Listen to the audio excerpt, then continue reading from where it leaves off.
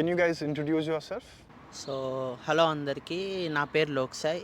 నేను ఏపీ విజయవాడ నా నేటివ్ వచ్చేసి. సో నేను నా బీటెక్ అనేది చెన్నైలో చేశాను in electronics and communication engineering.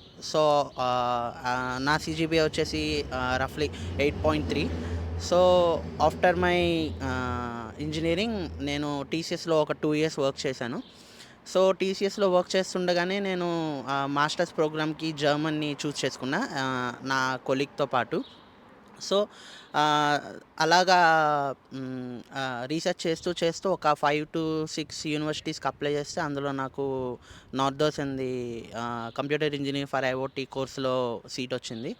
So 2023 నవంబర్లో నేను ఇక్కడికి వచ్చాను. That is about my intro. So, can I hear you?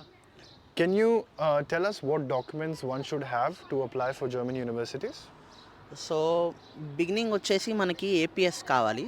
So APS అనేది ఏంటంటే మన 10th నుంచి 10th ఇంటర్ ఇంజనీరింగ్ మొత్తం ఆల్ డాక్యుమెంట్స్ అన్నీ అవి ఒరిజినలా కాదని చెప్పేసి వాళ్ళు వెరిఫై చేస్తారు. సో అవన్నీ ఒక్కొక్క కాపీ తీసుకొని మనం ఢిల్లీలో ఉన్న ఏపీఎస్ ఆఫీస్కి మనం కొరియర్ చేయాలి. సో ఆ ఏపీఎస్ అనేది కొంచెం టైం ఎక్కువ పట్టిద్ది కాబట్టి, సో మీన్ వైల్ ఫస్ట్ అది అప్లై చేసిన తర్వాత మీరు మిగతా వర్క్ అనేది స్టార్ట్ చేయాలన్నమాట. సో ఏపీఎస్ స్టార్ట్ చేసిన తర్వాత అయిపోయిన తర్వాత ఎల్ఓఆర్స్ కావాలి. సో మీ కాలేజ్కి వెళ్ళి ఒక 2 to 3 ప్రొఫెసర్స్ దగ్గర నుంచి మీరు ఎల్ఓఆర్ అనేది ఒకటి కలెక్ట్ చేసుకోవాలి. తర్వాత లెటర్ ఆఫ్ మోటివేషన్ కావాలి. సో దాంతోపాటు మీరు ఐఎల్స్ కానీ లేకపోతే టోఫెల్ కానీ కొన్ని యూనివర్సిటీస్ అనేవి ఐదర్ ఐఎల్స్ ఆర్ టోఫెల్ అడుగుతాయి, కొన్ని వచ్చేసి జిఆర్ఈ కూడా అడుగుతాయి అన్నమాట. సో అవన్నీ కంప్లీట్ చేసి ఉండాలి.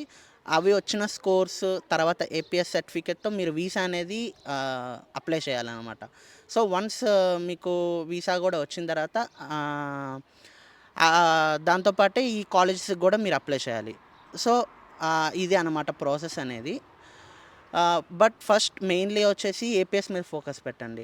అది లేకపోతే మీరు వీసా రాదు.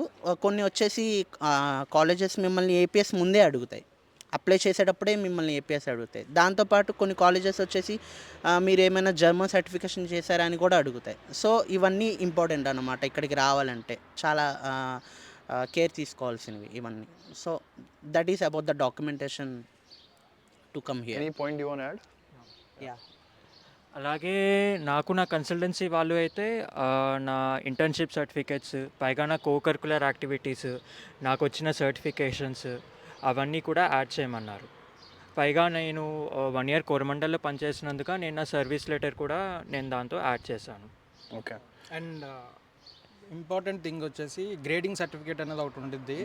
సో ఆ గ్రేడింగ్ సర్టిఫికేట్ ఏంటంటే ఇప్పుడు ప్రెజెంట్ యూనివర్సిటీలో మనం అప్లై చేసినట్లయితే వాళ్ళకి మన సీజీపీఐ నుంచి ఈసీటీస్ కన్వర్ట్ చేయడానికి ఫస్ట్ ఆఫ్ ఆల్ వాళ్ళకి మన యూనివర్సిటీ నుంచి గ్రేడింగ్ సర్టిఫికేట్ అనేది ఇంపార్టెంట్ అనమాట. అది ఎక్కడ దొరికిద్దంటే మన ఏదైతే బ్యాచిలర్స్ కంప్లీట్ చేస్తామో ఆ బ్యాచిలర్స్లో మనకి ఆఫ్టర్ మనకి ఒరిజినల్ డిగ్రీ సర్టిఫికేట్ వచ్చిన తర్వాత మనకి లాస్ట్లో గ్రేడింగ్స్ అని ఉంటుంది. ఆ గ్రేడింగ్ని మనం screen shot are photo copy తీసి యూనివర్సిటీలో కూడా అప్లై చేయడానికి పెడితే వాళ్ళు మళ్ళీ మనకి రిప్లై ఇచ్చి మీరు గ్రేడింగ్ సర్టిఫికేట్ పంపించండి మళ్ళీ ఇలా అడిగేదానికి అవకాశం ఉంటుంది అనమాట. ముందే మనం సెండ్ చేస్తే బెస్ట్ థింగ్ అది.